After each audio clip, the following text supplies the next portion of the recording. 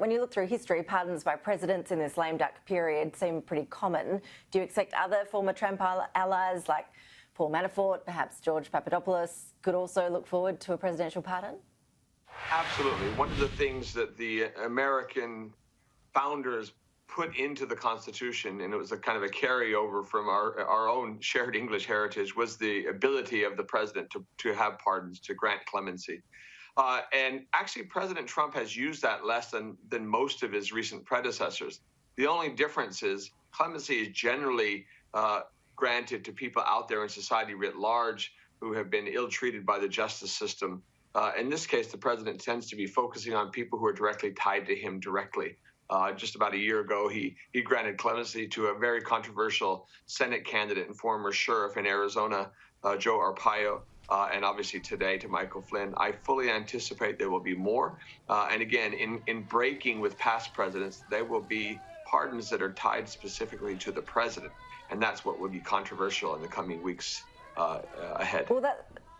Well, that's right, Gordon, because there is a lot of speculation about this as to whether or not Donald Trump could actually preemptively pardon himself from any future potential federal prosecutions. What's the situation with that? It's actually not clear. There's, as you might imagine, a hearty debate about that, given the propensity of this president to kind of break longstanding established political norms, if not legal ones, because the law on his is not entirely clear. What is clear is that federal pardons only deal with federal crimes. And so they don't deal with state crimes, and they also only deal with things up to that point. So obviously it's not a pardon for life. If there are other things that come up in the future that are unrelated to the issue they're pardoned for, it doesn't apply to that. The important thing to recognize here, though, is in accepting a pardon, it is essentially accepting a guilty plea. So as was the case with Sheriff Arpaio, it is the case with Michael Flynn. By accepting this pardon, he's accepting the guilty plea that he did lie to the FBI. Something for which many people have gone to jail over the last several centuries. In the meantime, Donald Trump is keeping busy. He got involved with his Pennsylvania hearing on voter fraud claims. He phoned in to give his testimony. Overall, most pundits seem to agree that these challenges, these inquiries wouldn't change the election outcome. But has this process made it clear that there are perhaps some discrepancies, that the system could use some improvement?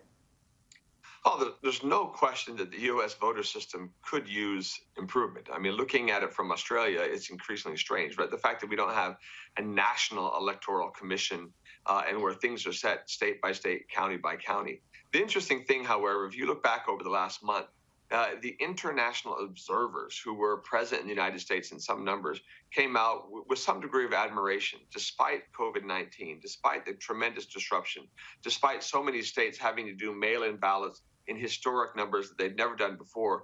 The general rule was it was fair, free, and remarkably well operated. And yet we have an environment in which it is the President of the United States who regularly and continually denigrates and attacks the electoral system in the United States. And behind it all, there's that fundamental contradiction, right?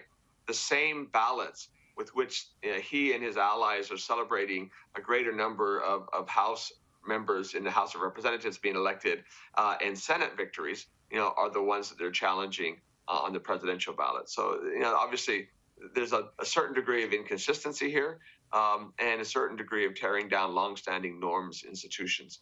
But in the end, Washington seems to be moving on, and the world clearly seems to be moving on. Well, you're right. That transition process has finally begun for Joe Biden. What's your assessment of how things are going so far from his camp and what is emerging as the priorities, I guess, for the new administration during this transition period? In retrospect, had the Democratic nomination or even the election been won by any one of the other candidates, I'm not sure they would have handled it the same way that Joe Biden has. Having been vice president for 8 years, being 78 years old, having been so long in the Senate, he had a level of maturity which was quite unexpected. And so at no point in the last several weeks did he kind of, respond to the goading coming out of the president. He just kind of got about business, despite the fact there was this unprecedented long 2-week delay before the General Services Administration allowed the transition to formally begin. He just kind of went about the process quietly. And that has continued in the last 48 hours. He's announced essentially his national security team with the Secretary of State, Ambassador to the United Nations, head of the Director of National Intelligence, et cetera.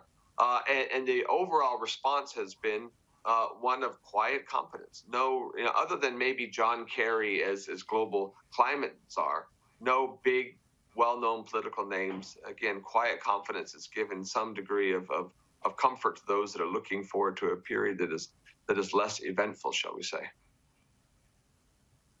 Gordon Flake, always appreciate your analysis. Thank you. My pleasure.